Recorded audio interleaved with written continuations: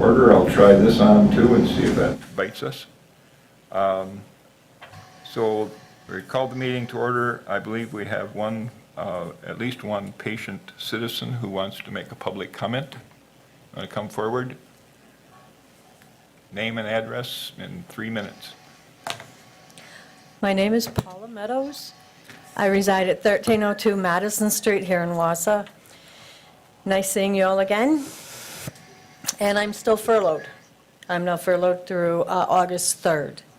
So the reason I wanted to attend this meeting is discussion about what to do with the extra funds for the area pools. And I noticed in the agenda that money could go back into the general fund instead of allocated money of the $110,000. And I am suggesting if a way to save this money for next year in 2021 for the pools, to possibly have a grand reopening, free food and prizes for all 3 pools for people that attend, possibly for more free swimming days for next year, or a free swimming month. Possibly giving bonuses to the lifeguards that were furloughed through this summer. If you see that there is no way for this money to be held over for next year for the pool fund, then I would suggest that they be used for the playground areas, that would be issued for families and not possibly used for tennis courts. Possibly that is also family orientated, but that types of issues. I heard just recently that there might be an issue of goats for grass, and I am against that issue for the main reason that this is a very difficult time. I don't know the extent of it. You probably have more familiar with how it is affecting the families, the businesses here in the area.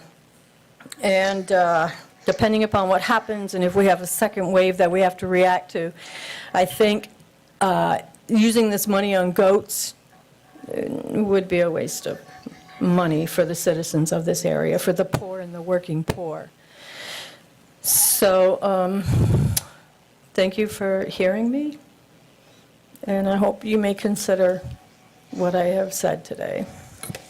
And thank you for attending another of our meetings. You're welcome. Anybody else with a public comment today? Very good. Thank you for that.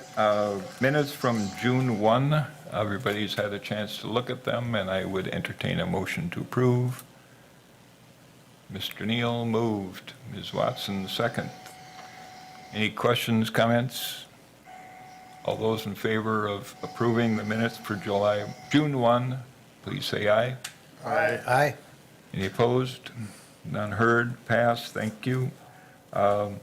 This one should be easy. Discussion and possible action authorizing the execution of the lease for Radke Point Park and Grace Park with the city of Schofield. Does anybody have any questions on why this is necessary or before us? A motion to approve that lease. Second, Mr. Larson. Any questions on it? Discussion?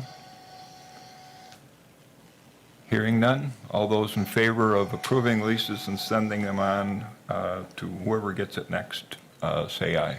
Aye. Any opposed? Hearing none, that one passes too. And we couldn't discuss the usage of the funds when the citizen was commenting, but we can now. And we have the background that we have about $110,000 that we could spend. When that information came out several weeks ago that we would have money left over, there was a suggestion given to me to put it toward debt retirement on the pools, and I thought that was actually a pretty good idea worth looking into, but the way the bonds are structured, we can't do that. We can't start paying those off early until like 2023 or something like that. So our options are more limited. I don't know, Greg or Jamie have anything to say on this? Jamie? Yes, so in your packet, we put some different options of what we could use the money for.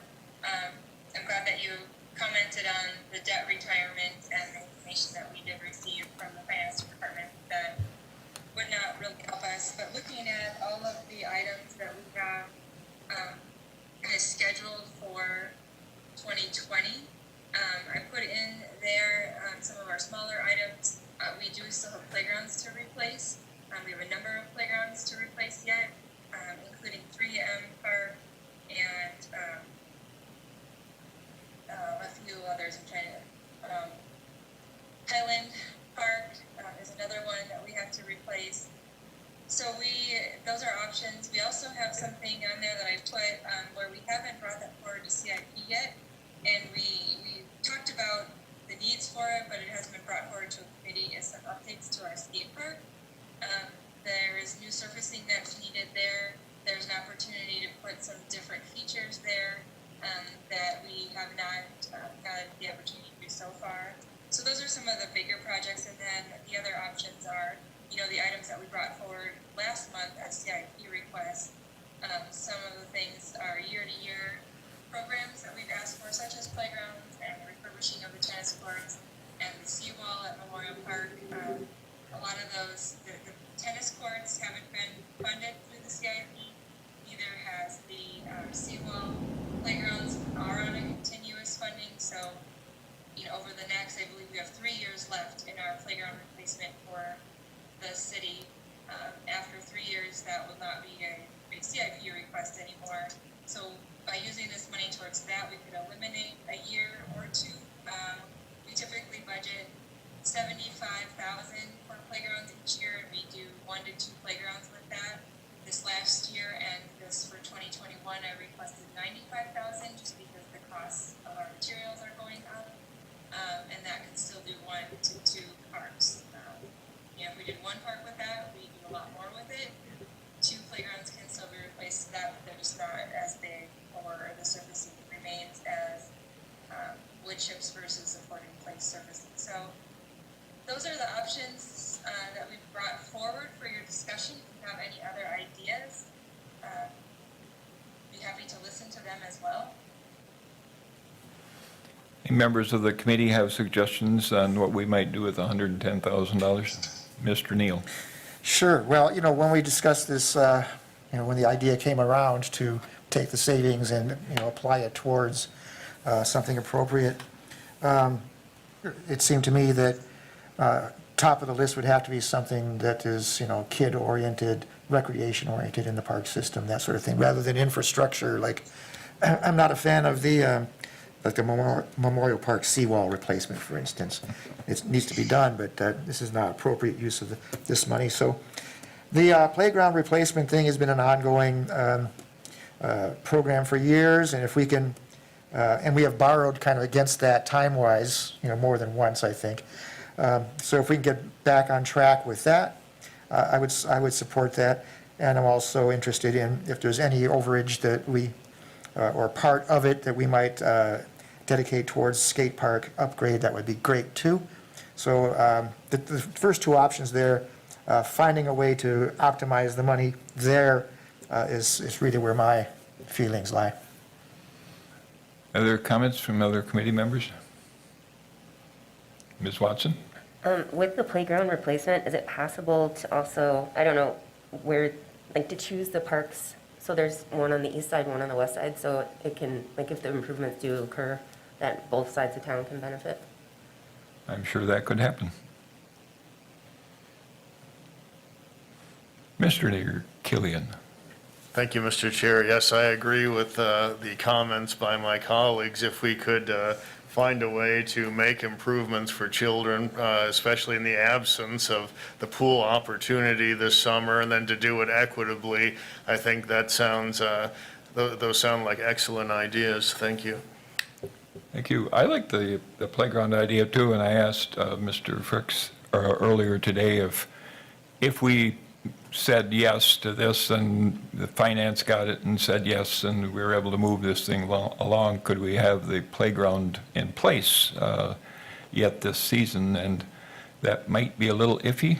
They could have the design, the decisions made on what equipment would be most appropriate for that playground and put the order in. Suppliers are pinched because of the, obvious health situation, so we are not certain of delivery, but I think that's an excellent place for us to aim. Mr. Larson, any thoughts? Just that I agree with my colleagues. I think whatever we use it for ought to be children-related.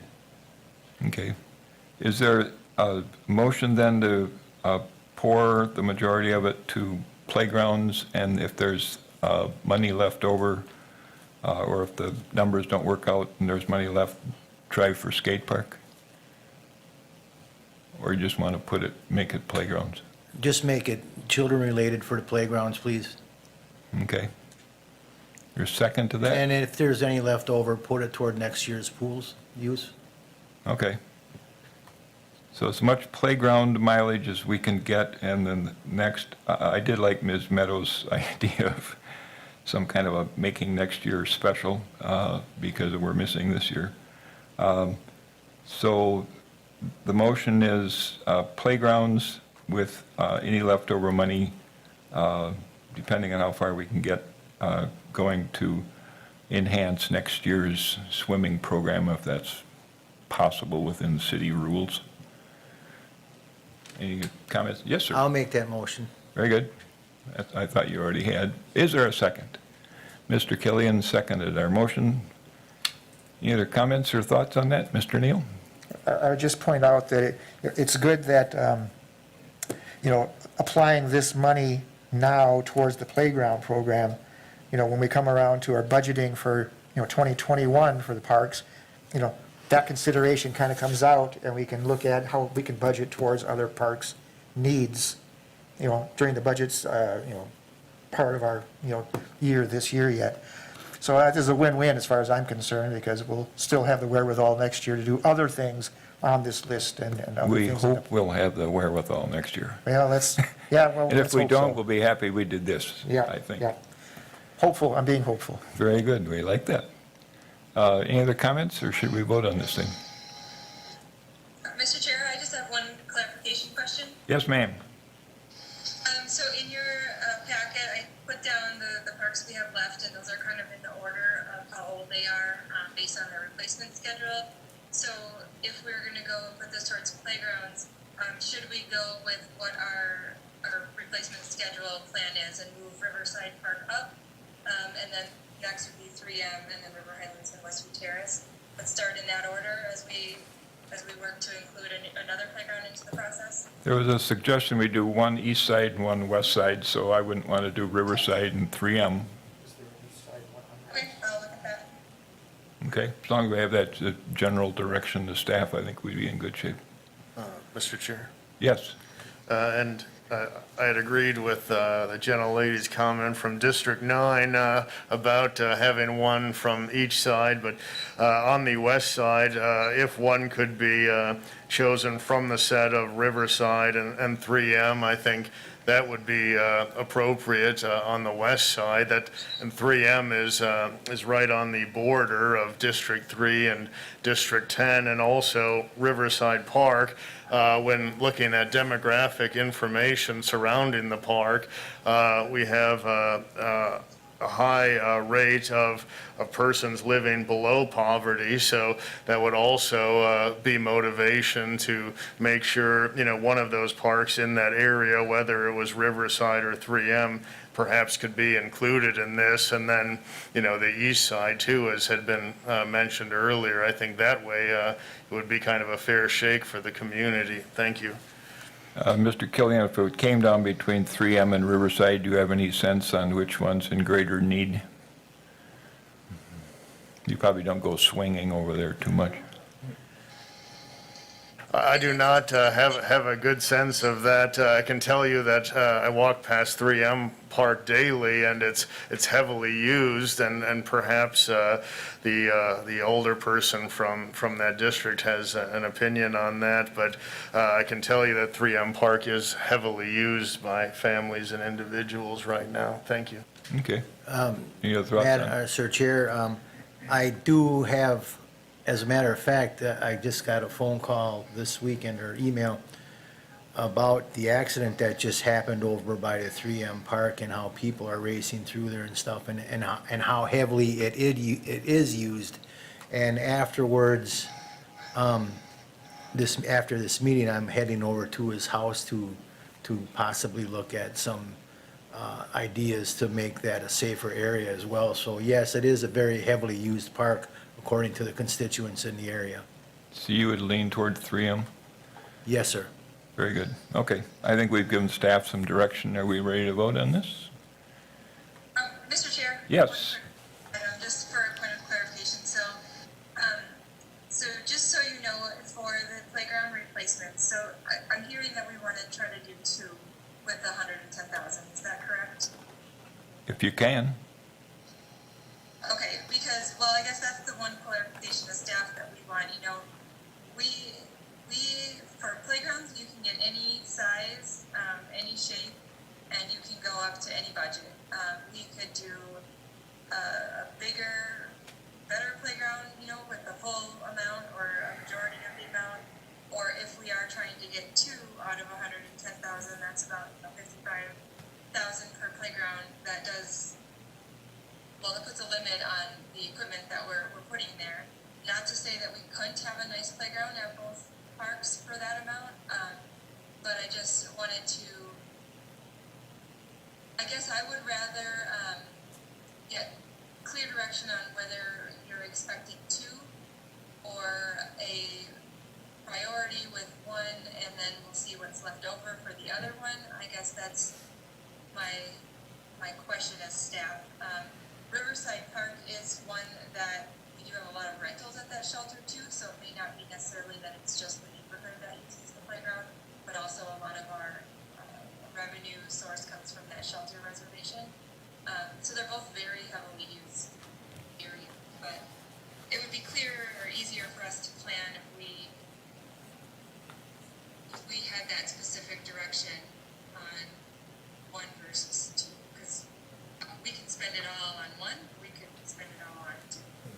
Did I see, Ms. Polly, did I see a number that the typical expenditure is around 75,000 to do a pretty good job? Yes, that's what we ask each year, that we have done 2 playgrounds with. But that is, those are the playgrounds. So if you see Reservoir Park, if you see Memorial Park, those playgrounds were done with 2 a year. If we are able to up the amount a little bit, so the one we're putting in at Oak Island, without the poured-in-place surfacing, we got a grant for $138,000 for that. And you can see the difference in the amount of equipment that you can provide with the different funding. So if we want to split this 110 between 2, you'll get more of a Memorial Park type of a playground, a little bit smaller. It won't have poured-in-place surfacing. If you want to use the majority of the 110 on one playground at either of these parks, we could do something that's different with the surfacing and get a little bit more equipment. Ms. Watson? Jamie, I was wondering how much is left on the playground replacement budget now? Like, this is adding to it, right? Nothing. We have the 2020 amounts of the 75,000 we were awarded for CIP. That is spent on Forest Park Playground and Pleasant View, isn't it? More will go towards drawing my blank. Drawing my blank down the other one that we were at Schofield. I think we upgraded that a little bit. So those 2 parks get the majority of the money. So has a park on the west side, or east side been updated already this summer? Or I mean, this year? Well, on the east side, we're completing Pleasant View right now, which was a 2019 project actually, that will be done this year. And then the other east side one will be Forest Park done this year, so 2 east sides. And then Schofield Park is a west side park that will be done this year, as well as JoJo's Jungle.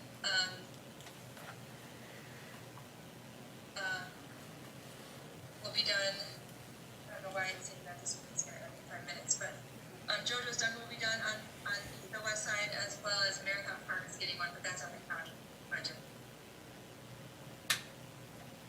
Mr. Brooks? Mr. Chairman, so just to clarify what Jamie's saying, the way our process works for playground, our replacement program, we put together an RFP every year, a request for a proposal, and that is based on a design. So we actually don't bid out parts or components, if you will.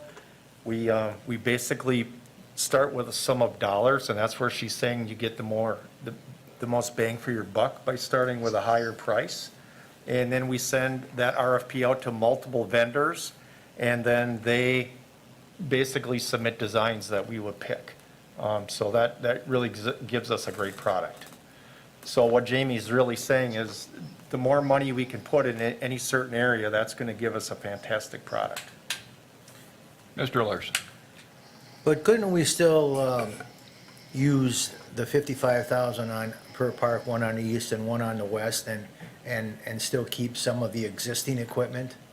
I mean, wouldn't all have to be new? I mean, whatever's still there could be, you know what I'm saying? Use some of the existing equipment. Mr. Chair? Yes. Since this has been an ongoing, year-by-year program that, the city has been trying to wade through, I'm a little reticent to, sit here like tonight and start saying, well, let's do this to this park and do this to that park, and if there's any bit, left over, maybe a little bit over here, because staff has been tasked, for years with the whole project, and should be able to prioritize, look at infrastructure, and see where the greatest need is, the greatest bang for the buck goes from a budget standpoint, and to keep that project, that multi-year project going, getting a leg up on it, without us kind of like, getting our fingers in too much to say, well, do this and do that, when I think it's really their job to understand where the need really is infrastructurally, and, where they can make the most impact. And then the east-west thing, I'm not that concerned about it, because there's also a north-south. So, east-west is not, magic delineation in our city, other than there's a river running through it.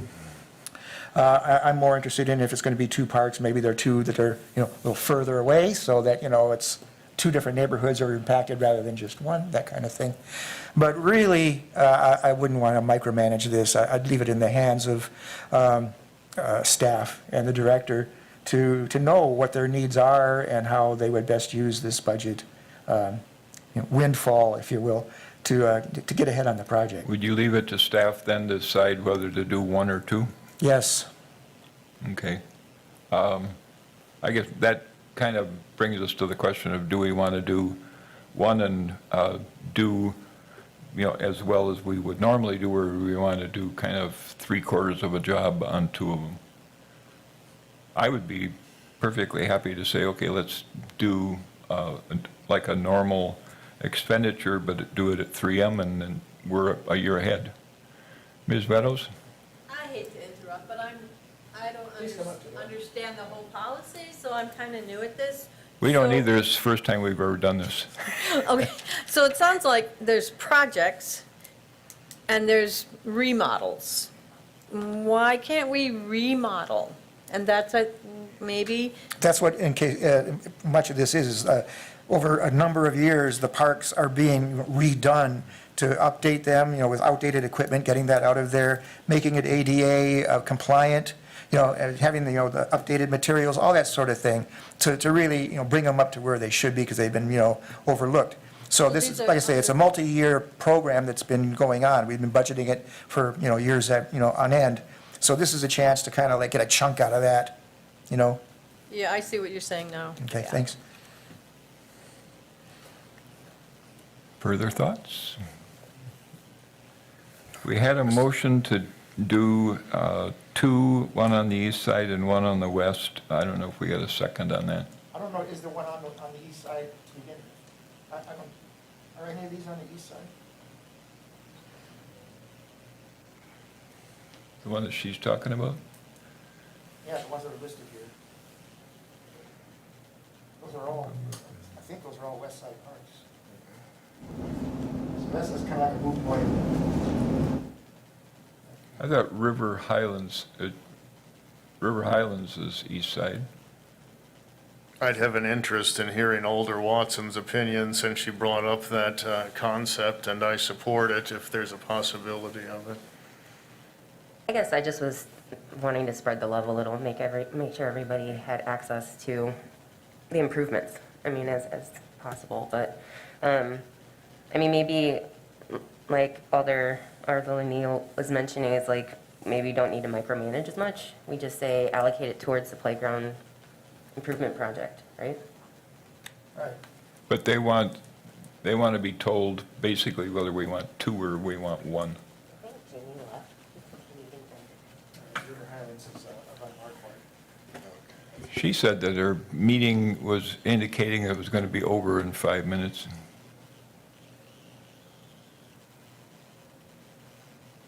Somebody's done this before.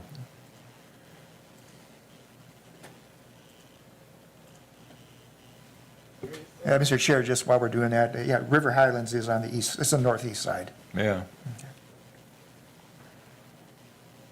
It's a smaller park, though. Did we have a second on the motion to do, split it? Do one on Yes, them? Mr. Chair, I believe Mr. Killian, Alder Killian. You the seconded it? motion. Yes, I did. Okay. Are we ready to vote on that, or do we want to? Anything more? Well, Yes, sir. my only clarification that I would ask for is when you talk about split it, east-west, does that mean, half of the 110 goes one and the other half goes to the other?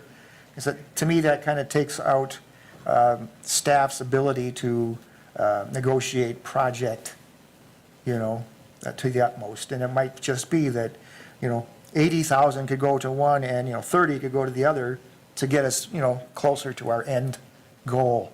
So I'm a little concerned about voting to split it right down the middle like Solomon, and I don't think it's appropriate, so I wouldn't support that. Okay. The person who made the motion, was your intention to give 55,000 and no pennies to one and? I or guess the- do it as best as you can, Okay. Do it as So if best we as you give 'em a can. little slack. Leave it to the people in charge, Yeah. to the staff. Just do like Alder Watson said, spread the love, but Okay, leave it to staff to do it. okay. Mr. Killian, is that acceptable to you? It is acceptable, Mr. Chair, yes. Very good. Happy days. All those in favor of doing two parks, one on the east side, one on the west, with approximate equal, in ballpark, say aye.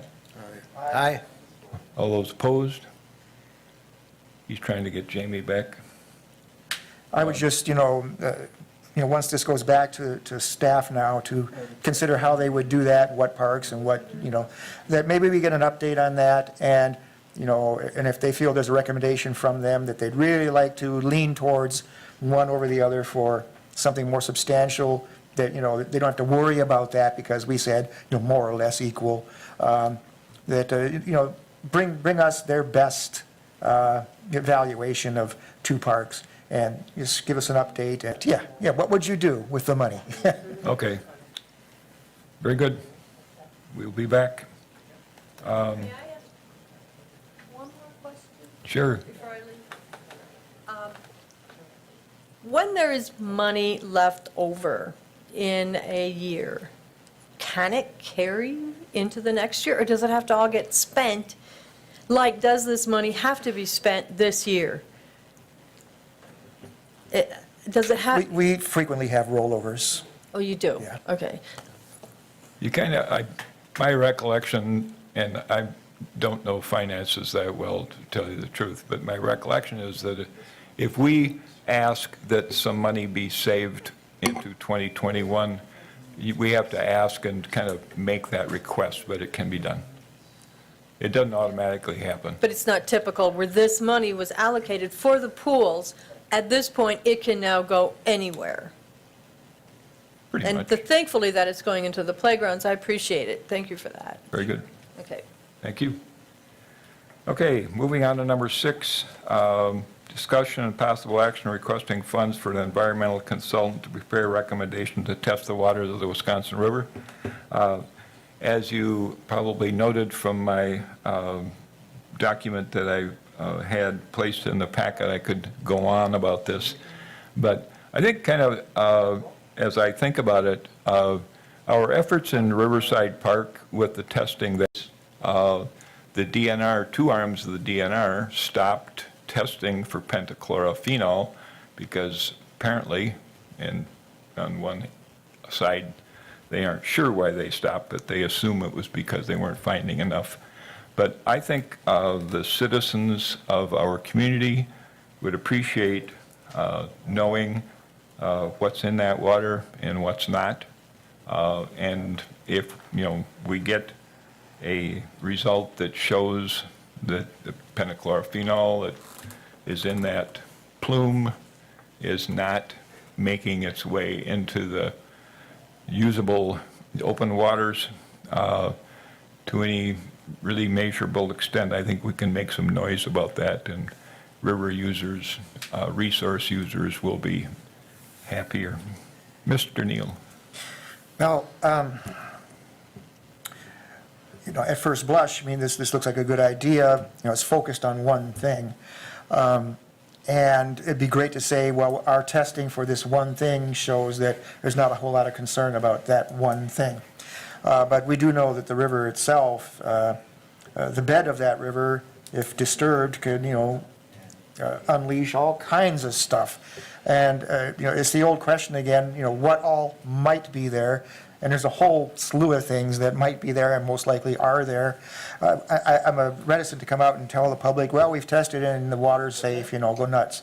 Because being in that river and even being in that lake is not inherently safe necessarily. Yes. Anything from blasto on the shoreline to things that are in the muck at the river bed are certainly an ongoing concern. I would feel unsafe for me, or if I had young children, to be, mucking about in the river, even if we said, well, penta is fine. So I'm a little concerned about, where this is coming from in terms of focusing on one thing, which the DNR has already said evidently falls below the levels of their concern. So we're going to spend money to prove that that's true, and maybe give this impression that now we have, crystal clear water for everybody to enjoy, when I would always be a little concerned about, mucking about in the river. Yeah, my intention, I'll recognize you in 30 seconds here, Mr. Killian. My intention was to drive this to have a consultant advise us on what we should be testing for. How many tests would we need to get a handle on it, and what substances would be of concern that we'd want to test for, not just test for penta and walk away. Mr. Killian. I agree with Alder Neal, his commentary on this, and this is in my district, and of course, as you all know, there's a history of various concerns in Ward 8 about historical environmental matters, and I guess I apologize for the length of the commentary that's coming, but one is, I think we, as not just a committee, but as a body and as a city, we need to have really municipal environmental policy. We need to have municipal environmental justice policy, and currently it appears we do not. That is something I've noted since I came aboard, and so I think the assertion that, hey, we're doing all this testing just to tell the public it's safe. One, in my opinion, I think there's more complexity to that, and then I'll also cite some historical examples to hammer that in. It relates to an item that will be coming up later as an educational item. But when we look at environmental standards, I think it's very important as a policy-making body, particularly the Parks Committee that deals with many environmental issues, is that we are using the most protective standard. And when we're dealing with environmental matters, it's often appropriate to use the codified state standards. So the DNR, they have, I mean, it's in administrative code and it's in state statutes. They have standards that are consistent and codified and that are used. And there's a reason for that. So most of the remediation we've seen recently or in the past in Wausau, if we had relied on, say, a DHS or a DOH toxicological opinion, just that there's a hazard, there's not a hazard, much of that would not have occurred, and it would have set Wausau back decades environmentally. And I'll give you a well-known example if I have time, Mr. Chair. Let's look at, say, Wausau Chemical or the drinking water and groundwater issues that we had in Wausau in the 1980s, since those are so well known. I requested the health assessment from that situation from DHS some time ago and received it. And I also went through a variety of media records from that time in relation to that. Now, what's notable is that in those situations, state toxicologists came in and they said, really, the health impact of all this is rather negligible. You're more likely to get hit by lightning than to incur some sort of health ailment from, say, drinking water from Wausau's contaminated wells at the time. But obviously, we know that that became a super fund. There were other sites associated, not just Wausau Chemical, and that, substantial remediation ensued. And this, you'll see this time and time and time again. So, I think before we do anything like this, I would, and I will put a motion later on to table this until perhaps October, when we have maybe some more solidified environmental policy at the municipal level. But yeah, just to say it's safe based on a toxicological opinion, I do not necessarily agree with that. I think we need to use the most protective standard.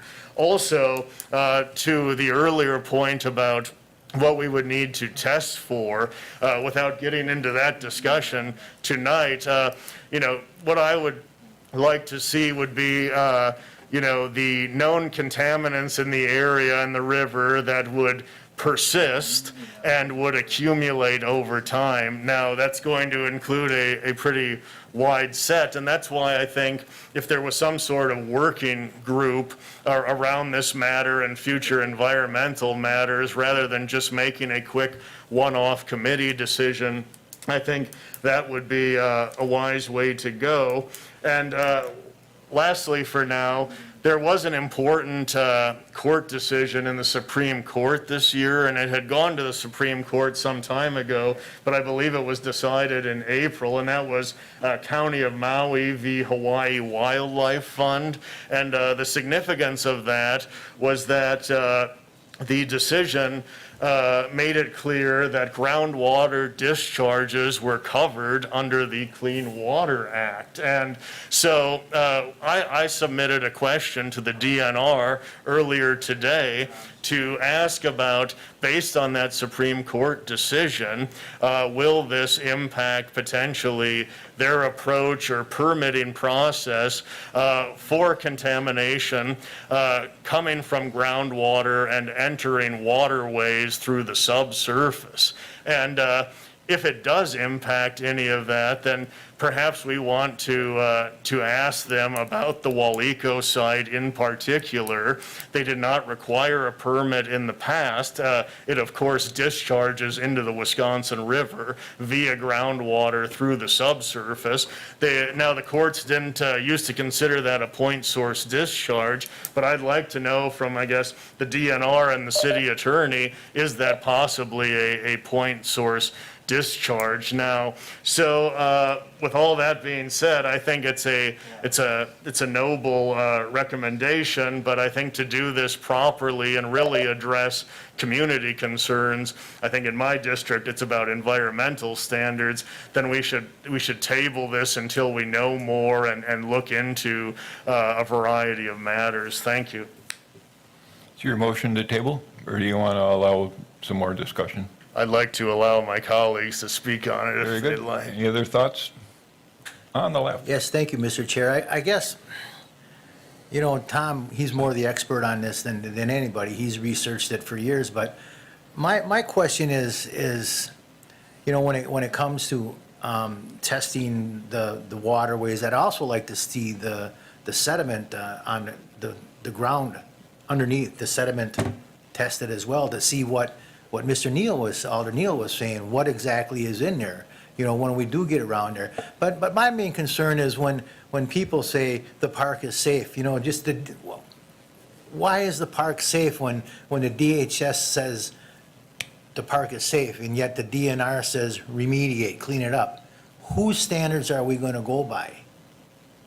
You know, and I think that's a little bit what Alder Killian was touching on, and I just wanted to say that. Thank you. Yeah, I would just like to clarify, I guess for the committee's benefit, why I feel that the Department of Health Services letters have been valuable for us, because the DNR gave us numbers that said that at this point in this park, there's 41 parts per billion of dioxin. And most of us say, oh, wow, what does that mean? And so the Department of Health Services is an agency that can tell us what that does mean.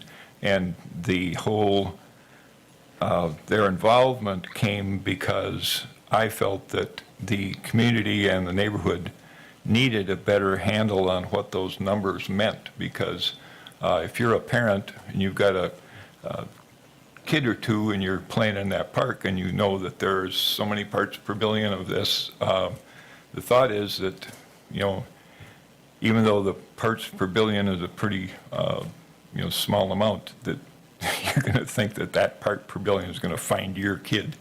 And so I asked the DNR if they would come and address a community meeting to field questions and concerns about the contamination in that park, and they said, no, we won't do that. We're going to, you know, that's a public health issue. They're the ones that explain that. And so went to the, you know, and you've heard this before, but I went to the county and they said, no, that's really state. So that's how we ended up with the state. And I think they have helped us understand kind of what we're dealing with. And I guess I'll shut up at that point. Anybody else got anything more to say before we put it on the table? Yes, sir. And I apologize, in my long commentary earlier, I forgot to kind of emphasize what Alder Larson and Alder Neal had emphasized. I had spoken with someone who'd been in the environmental realm for quite a few years recently, and the notion was that surface water, you know, especially one round in 1 year, would kind of be essentially kind of worthless in indicating what the, you know, unlike the sediments, where if there are persistent contaminants in the area, which we know there have been, dioxins, PCBs, et cetera, those would accumulate in the sediment potentially. And it really, I just wanted to clarify that in the future, if we look at this, I think, you know, sediment should be the way to go versus surface water if we would have to choose between the two. So I just wanted to clarify that. Okay, my original concern was when a parent brought the swimming issue up. I've heard other issues with, you know, paddling and other uses of the lake, so that's kind of where I was at. Is there a second? Do you need a second to? I would be willing to second this with the assumption that when we do, again, decide to discuss this, we have some suitable guidelines in front of us of what what exceeds and what is not exceeding. You know, what standards do we go by? Do we go by DHS? Do we go by DNR? Because it's all too confusing. I agree with Alder Killian, we need one standard to go by, not two, not three, one. Thank you. Any other comments? So you seconded the motion to table? Yes. Okay, so the motion before us is whether to table. I have no objection to doing that, providing that at some point we come back at this, because I think it's something of community interest, and I'm not, whatever, I'll stop there. All those in favor of tabling this motion to an indefinite date, perhaps this fall, when a broader approach to this is taken on, say aye. Aye. Aye. All those opposed to tabling? Okay, it's gone. Could I add a coda to that? Sure. One thing we all have to keep in mind when we're talking about sediment, gripes, I grew up in Milwaukee with the Milwaukee River. And sure, today, you go downtown Milwaukee and the kayakers and the recreational, the canoers and little motorboats and everything just whipping around and having a high old time, but nobody's swimming in that thing. And there's probably not going to for quite a while, especially in the downtown area.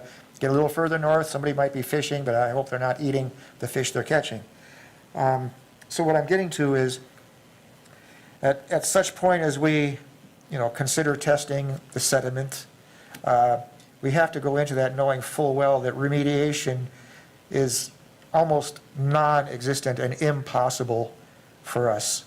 There are regulations to disturbing the riverbed. We're not allowed to do that except in very minor ways during cleanup, and we've just gone through that, and the director can tell us that, we're not able to.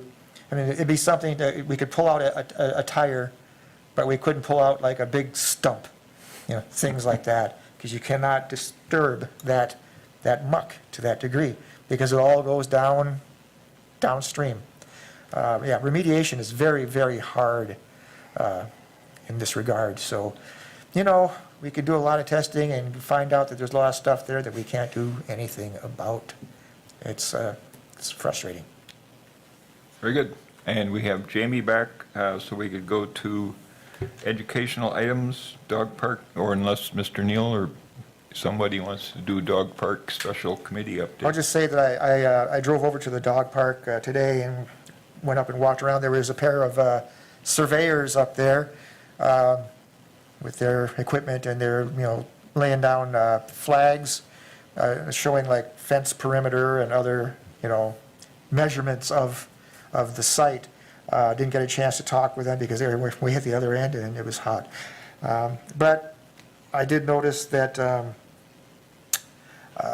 the turf in some parts seems like it's taking hold pretty well. In others, we still have significant sort of bare patches that need to be addressed with good soil and or sod or something, because that's just going to turn into mud. There's a couple of at least fairly large patches that need attention. The site is a little bit uneven, okay, which I don't know how flat, a dog park has to be, but I'm concerned about, are we going to have water collection and, that kind of thing in some of those spots. So maybe the director can chime in on that. Ms. Polly? Yes, Greg may be able to answer that question better, because him and I just walked the site too last week when we were marking where the water is going to go. And he knows of the areas, we're very well aware of the areas that we need to watch for seed and maybe reseed and get to grow better. We have seen those. We did a good amount of leveling of the ground before, so he's aware of what it looks like. But I don't know, Greg, would you like to speak on the turf at all? And then I can give an update on the rest. Sure. I guess I would just start out by saying good eye, Mr. Neal. We are aware of those specific locations, and We actually did do some overseeding just last week in those particular spots. As a staff, we may have erred a little bit on the side of caution by picking a type of grass species that was more salt tolerant, so it is a little bit slower to germinate than our bluegrasses and perennial ryegrasses. But as far as the grading issue, we should be able to correct a lot of that in the future with just some core aeration and some other cultural practices. And yeah, Jamie, go ahead and update on the rest, and then I can tell you what happened more recently. Perfect. So the water line is to be installed towards the end of this month, and then after that, we're letting that get in first, where the water drinking fountain will go, and then our staff will grade and get the parking lot ready. And then the fencing is right now scheduled for the beginning of August, and then Public Works will, Greg might know more of this, but we're still waiting. Public Works was bidding out the concrete for the walk and the pavement of the parking lot with another job, and I don't have a date on specifically when that will be. The dog park committee is meeting for the first time in quite a while after this meeting to get that update also and to talk about signage. The main entrance sign is being done with a fundraising group, and so the dog park committee wants to talk about the regular park signage that needs to go up even before that entrance sign might be complete. Greg, what else do you have? So the staking you saw today, or the flagging that they're laying out, predominantly the parking lot itself. The concrete was laid out last week, and we are actually going to be doing the concrete, we meaning our staff will do the concrete work for the fountain area, but the rest of it will be, as Jamie said, contracted out. We anticipate starting on our work plan as early as next week for the subgrade of the parking lot, and the engineering department will just run with the contract following that. So things are on pace. Any other questions on dog park? Okay, roll us through. What else we got? I will let Greg do the project updates as this is mainly operations. Very good.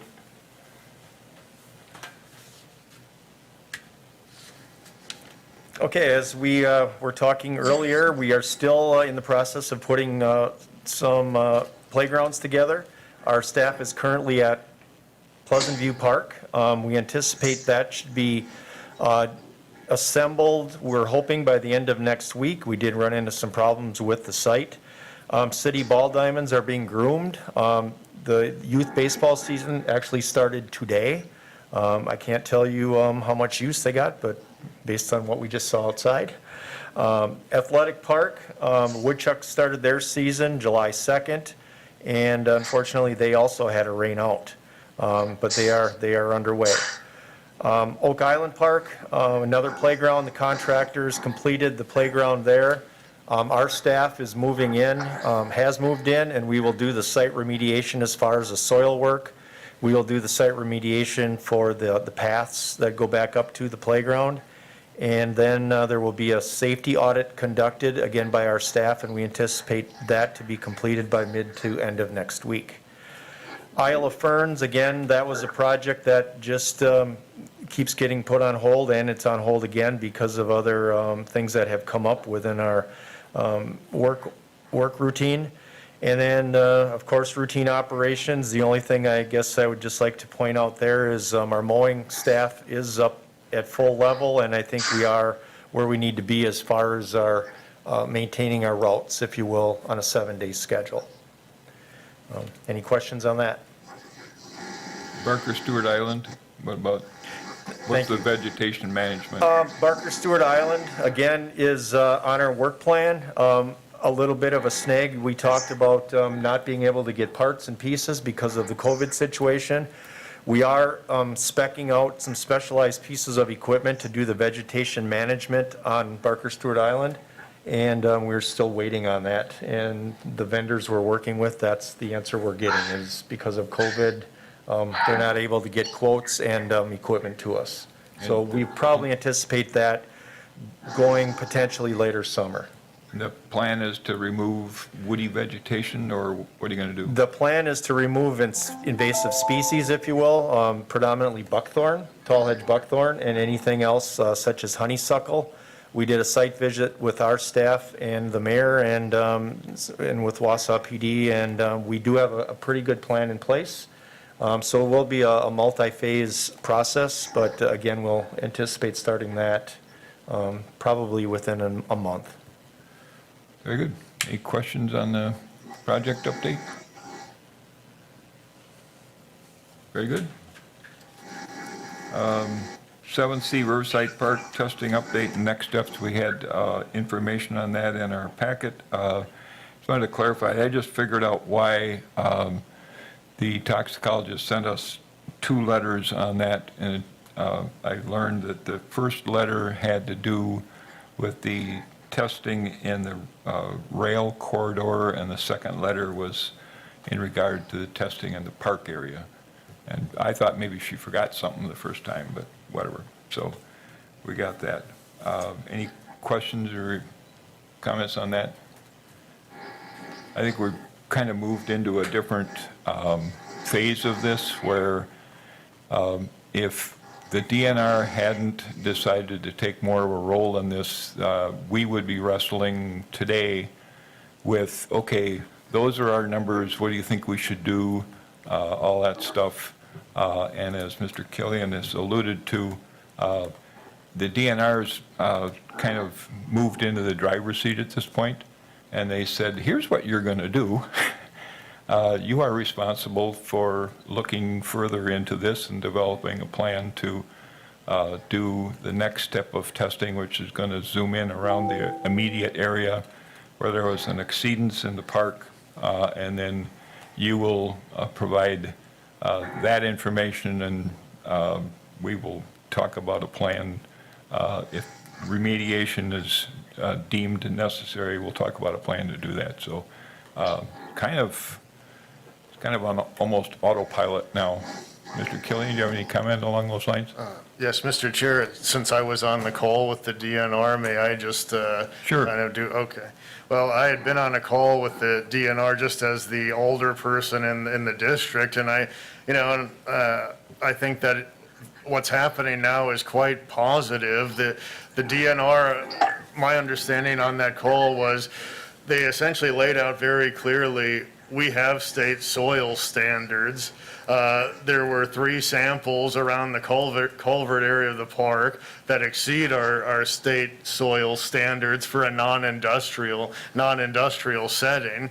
And because they've been asked repeatedly to treat this as, consistently as they would other sites, and I'm guessing just because that would be their protocol anyway, they said, here's how we handle a scenario like this when the levels exceed state standards. So as the chair pointed out, really, since the city has been deemed the responsible party on this, just because it's on land that apparently the city currently owns, the DNR laid out 2 things. One, that the extent of the contamination that was above state standards by the culvert area, that has to be delineated now, kind of laterally and vertically. So in the culvert area, and we hope that from what we've seen, it's not really a massive area, but from my understanding, the DNR asked that the city delineate the extent of that contamination, and then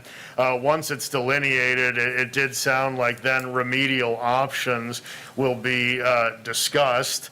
And I think the chair also pointed out that that might be excavation with putting in some clean soil in that area. But I know this has been a very long process, but I think it's been important, not just in the literal outcome, but also figuratively. It kind of sets a precedent of how we deal with contamination that exceeds state standards. I think this is very positive, and ultimately this has done 2 things.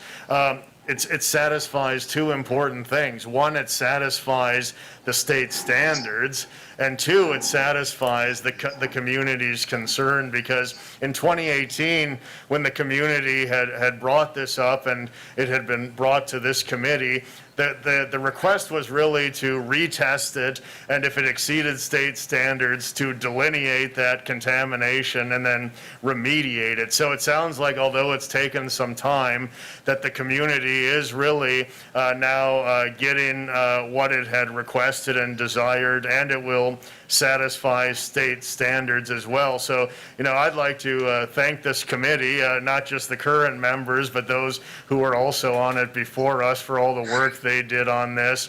I'd like to thank the DNR, and I'd like to also thank the mayor and the new administration for their support in this effort, because I think ultimately this worked out very positively, and the community had concerns and desires, and now they're being satisfied. Thank you. Yes, and this is, I wouldn't say a sea change, but it is a different situation, because I remember several times I emailed the DNR, and they said, what should we be doing? What's the proper course for us now? And they said, well, get an environmental consultant and get back to us. And now it's, here, we're going to tell you what to do now. You get the consultant to do the testing plan, and you bring us the testing results, and we'll figure it out. So I think the working relationship between the city and the DNR and getting this ironed out is better and more positive. Any other questions, comments on this topic? I think we're dealing with it well. Thank you. Ms. Polly, want to talk about the city-county parks agreement? We could even hear from the mayor on that if she was interested. I don't know if Jamie can see her, but she's sitting right here in the front row. Oh, no, I can't see her.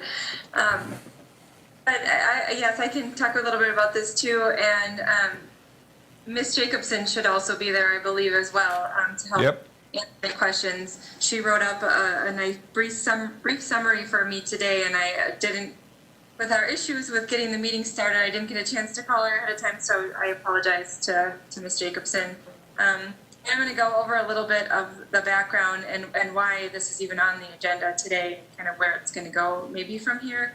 And Mr. Peckham can also talk about it as well, as we had a meeting a few weeks ago. But during the COVID pandemic and the opening and closing of the facilities and the playgrounds in particular, it was questioned about, what authority our department has over the different facilities, especially the city facilities, being that we're a joint city-county department, but we're technically county employees, and kind of what led to all that. So with the fact that this is only my second year in, Miss Rosenberg is a new mayor, and Lance Leonard is new to his position as county administrator. We all got together along with Ms. Jacobson and Mr. Corbett of the county's Corporation Council to kind of look at this agreement that the city and the county have for our very unique department that really does work very well. And it looks as though in 1971, a study was conducted of both the City Park Board, which would be this committee, as well as our County Park Commission, for the purposes of combining them as one single unit, and discussed overlapping board policy statements and efforts. And both the city and the county passed resolutions in 1974 affecting a reorganization that was effective January 1st of 1975. The mayor then appointed 3 members from the city council to our 7-member park commission. The county board also appointed 3 members from the county board to the park commission. Then we have a member at large. The city transferred all department personnel to the county for the parks department, and the salaries of the non-represented employees were shared 50-50. Which is what we do now. We have a really good system to track our time for the city and for the county. And then all machinery and equipment continues to be purchased on a 50-50 basis. So when you see that come through with CIP, there's a rolling stock request from our department that is split 50% city, 50% county. Certain city parks were transferred to the county park system, and certain ones were not, like Athletic Park and Sylvan Hill. So there was subsequent resolutions that took place, one in 1983, where the city requested that the county board make recommended changes and ordinances that regulate the parks facilities. So we did, our city ordinance reflect our county ordinance. So therefore, when we had park rangers, they could enforce park rules, whether they were city or county, and they were consistent. We do have a couple of unique ones on the city side, such as the 400 block, but most of they're consistent. And then over the years, there's been multiple different discussions on what the city, or what our department does, and this joint venture. So there was some talk in 2002 under then Mayor Lawrence that created the City Park and Recreation Committee. Back before that, we just had the Joint Parks Commission. And that was to increase advocacy of park and recreation needs on the city council. They met for the first time in June 12th of 2002. Then the Marathon County Ordinance was amended to create this Parks Committee, but there was nothing created on the city side to create it. So there's been question on not only my authority, but the authority of the city committee, because it doesn't look like it's an actual standing committee, where the committee that should govern our park operations is this Joint Parks Commission, and that's why there's 3 members of each entity on it with that member at large. So this, looking at all of this, we had a discussion 2 weeks ago with the mayor, the county administrator, the corporation council, and the attorney, along with our chairs of both the Parks Commission and the Parks Committee. So Mr. Peckham was involved in that committee as well. And it just kind of talk about where do we go from here? What is the desire of both committee and commissions? And they should be clarified, because we have been practicing under the rule that anything city related I do bring to you as the committee, and anything county related I take to the Joint Commission, which we have 3 city council members on that commission looking at the county parks. So really, if we operated under, I think the assumption of how it should be operated is that we don't look at city versus county, and we look at the park system as a system, and that is what the Joint Commission was originally set to do. So I guess that is kind of a long overview, and most of what Ms. Jacobson had put in her summary to me today.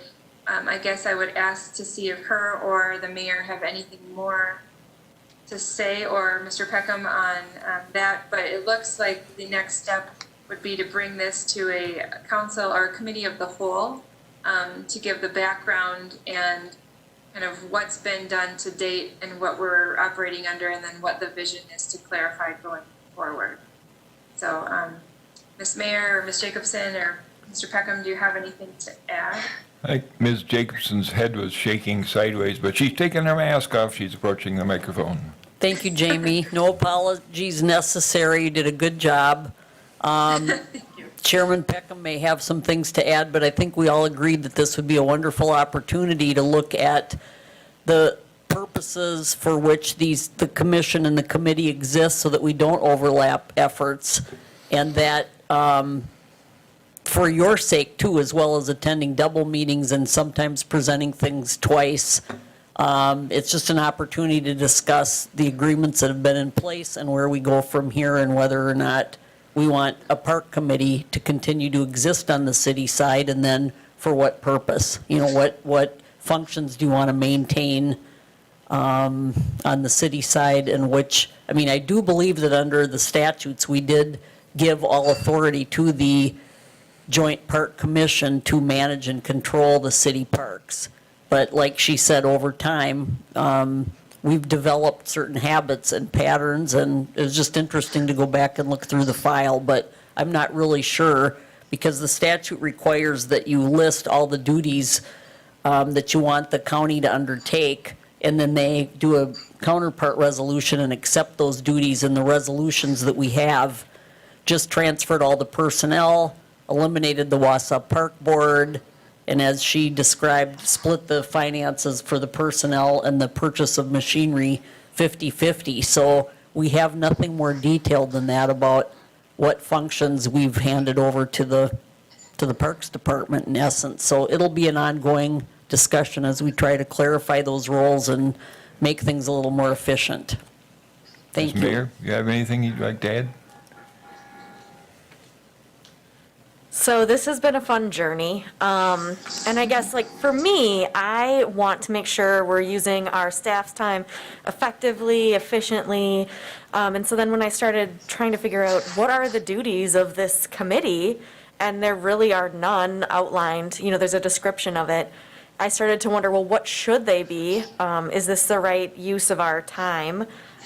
Should, you know, sometimes we have the topics that go from here to public health and safety or economic development or something. So I guess when I was looking at it and seeing how we have kind of legislatively delegated this throughout the years, it made the most sense to me if we considered maybe transitioning towards using that Parks Commission model to its fullest potential. And maybe that's not this year or this term. Maybe it's deciding this term what that looks like for next term, so that you can continue kind of doing what we need to do here. And the other thing is, you know, I've been hunting down these former mayors that were parts of these agreements, and, you know, there's a lot of personality conflict in that and a lot of like threats to split up the department and things like that. And so just to clarify, that's not what this is about. This is just about being effective and efficient. I think it's important for all of our time. So I don't know if there's anyone with questions, but that's my kind of. Mr. Neal? Well, I do see, you know, right up there in our reason for being as a committee is to represent, you know, the city, the taxpayers who, you know, fund so much of the work that we're asking to be done. We have neighborhood issues. We're an urban environment. We're dense. And we're smack dab in the middle, like the biggest county in the whole world. So if, you know, you're talking about, you know, eventually supplanting a committee in favor of the commission model, I could only see that being equitable if the commission itself were fairly representational about, you know, the distribution of wealth and demographics and needs, you know, so that we're not loaded in the rural against the urban, or we're not loaded in the urban against the rural. It has to really be finely tuned if there's going to be one deliberative body making these decisions. Because when it comes down to the county of Marathon and me, you know, advocating for, you know, Stewart Park, it could be a long road to hoe. And I've got my constituents who pay the taxes for the upkeep of that park and have interest in its tradition and whatnot, and they're going to fight, you know, for it. And I just hate to see that kind of like be diluted by us having potentially less control about what's inside our limits. So we still have 3 people on this, from the city council on the park commission. And I guess the other thing we talked about is ultimately where does the power lie? And it lies in your budgeting and our budgeting. Like that is how we will decide how to get things done. So if you say, hey, you're fixing that Stewart Park stuff, it gets fixed because we're budgeting for it. So I don't think they would say no to spending money on that we allocated. At least that's what I'm understanding when we had our meeting. Yes. Yeah, I was just concerned, I'm sorry, but about, Yeah. you know, words like, you know, that the commission is tasked with, you know, the management of, you know, and I'm like, wait a minute, you know, because that means they're the be-all, end-all, say-all, and I don't think I would want to have that, how I deal with parks and my neighborhoods and my constituents. And your reaction, Mr. Neal, is very similar to mine. I just would, you know, having a little time to think about it, I would just like to have people know that this is not already baked. This is not the mayor saying there will be 3 members from here and 3 members from there, and There's no freight train coming down the road here. It's something that's being discussed. I made the point, well, kind of coming from a "we're doing just fine, leave us alone" mindset. But I made the point that I don't want somebody from Stratford voting on whether or not we open our pools or we have a new pool or something like that. And that can be worked. So like if it were a 7-member body, and the makeup is the same with 3 city, 3 county, 1 at large, if the 3, or even if the 2, if a portion of the commission wants to fix up a pool and the commission says no, you can come back to the council and say, we still want to do this, and it can still happen. So they aren't going to they wouldn't have a stranglehold over us. And there was discussion, as has been mentioned, that there's really, we really have no purpose, spelled out. We kind of all know what we do, but it's not written down anyplace, and there's no real, mission for us. We could develop that if we wanted to. And it was also pointed out that there were several members just appointed to, like, the Park Commission, and it wouldn't be appropriate to yank them and say, no, you're not on this, or to change it appreciably. But I think it's worth discussing. I think it'd be made to be workable. There was a comment that Jamie sometimes has to present things to 2 different bodies, but there's not too much of that overlap. And there was also a comment about, with the overlapping membership, that person or persons need to sit through that same presentation twice. And I'm the only one that's overlapping right now, and I don't mind it. So I usually learn something the second time through as well. So anyway, so no freight train, no prepackaged thing going to be rammed down anybody's throat. Something to consider. We have fresh eyes in the room. New mayor, new county administrator, relatively new department director and staff. So something to consider and streamline things, as the mayor has said. So any further question? I guess we're going to do a committee of the whole on that. Did you have anything more, Jamie? I did not. I think everybody summarized it very well. It's really just to look at how it was set up, what's currently happening, and then more clear direction on moving forward on how we want to clean it up, and from either a city side and a county side, or a joint commission side. That's what the discussion will need to be, and to how we want to function. And it may be the same way we've been doing now, but with that, even some things do need to be cleaned up on both the county and the city side. So it's just wanted to give everybody an update on what we've discovered and what discussions need to go forward. Very good. Ms. Watson's kind of leaning in. Do you have anything? Okay. Very good. I think we just about got this agenda. An update on wildlife in city parks. That's a Greg thing? Correct. Thank you, Jamie.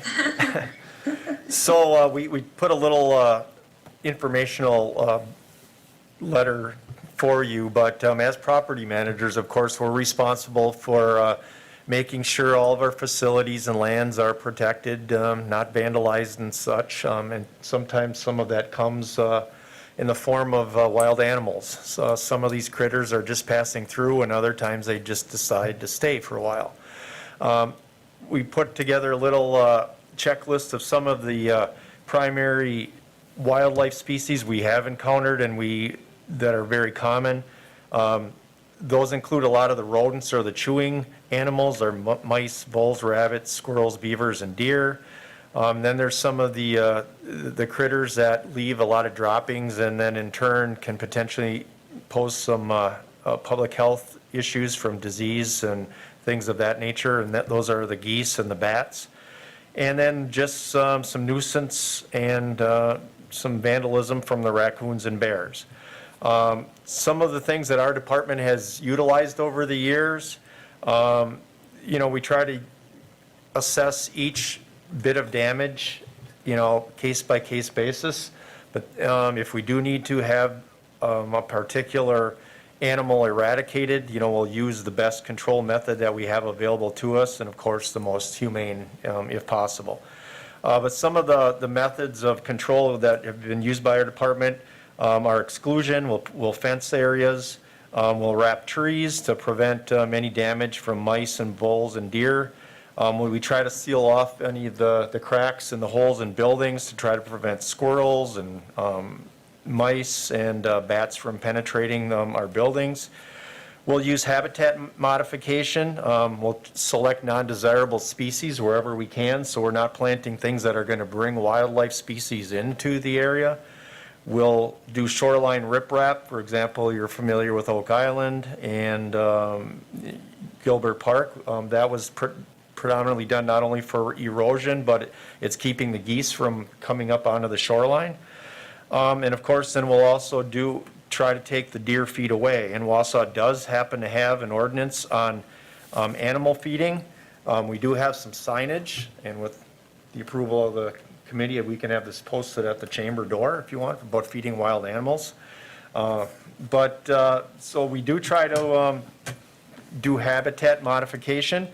We also have used frightening devices like predator decoys. We'll put those out wherever we have nesting birds. For example, we had problems at Athletic Park years ago. We would put some owl decoys out, and that would hopefully it scared a lot of the nesting birds away. We'd put lighting out as needed to try to keep some of the wildlife away, and we'll occasionally use scare tactics like sirens and horns. Repellents are also an option. I think we've tried those once. They didn't work very well. For example, you've probably heard of deer and rabbit repellent. But if the food source is there, those animals become used to those repellents and they just continue to come back. And then, of course, the last tool we have in our toolbox is trapping, and that would include either live, lethal, or hand capture for us to get rid of that particular problem in a particular area. Any questions on nuisance animals? Mr. Neal? Well, we did have recently a lot of murmuring out there in social land about beavers out at Bluegill Bay area. I don't know where we are with that, but to summarize, what I saw was just, people were just horrified that anybody would bother the beavers out there. It's like just a couple of beavers, leave them alone. Or what, we catch one and the other one is left alone. Or what if they have babies, or the whole thing. Right. And these are not questions that I would ignore. Is there a real problem, or are we seeing a problem where there really isn't one?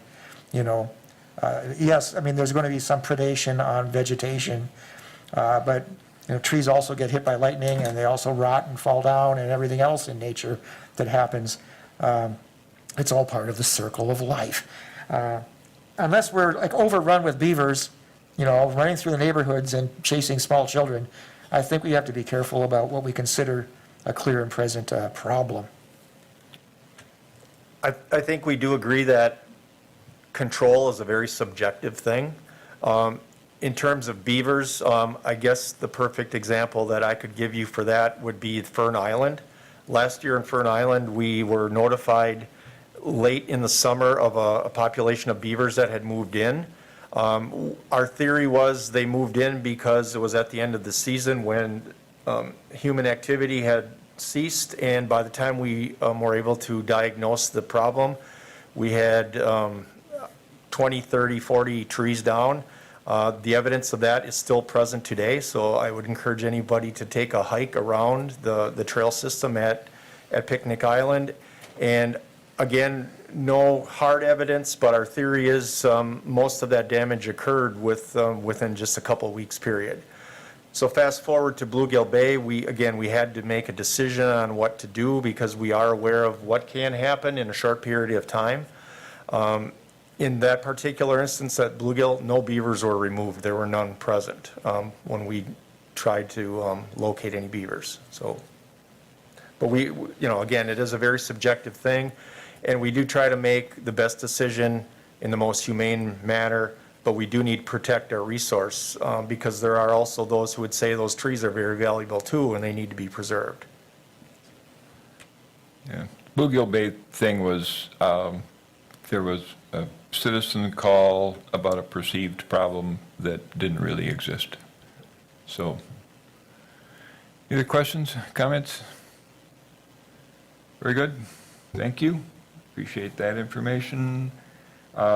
Future agenda items, as always, you can let us know, but one thing, if we have more information to have a topic, we would have Riverside Park soil remediation. I don't know if they're going to move that fast on getting results and recommendations, but otherwise, next meeting date, August 3. Is there a motion to go home? Mr. Neal and Mr. Killian moved and seconded to adjourn. All those in favor say aye. Aye. Very good. Motion passes. Thank you very much. Appreciate everybody's contributions.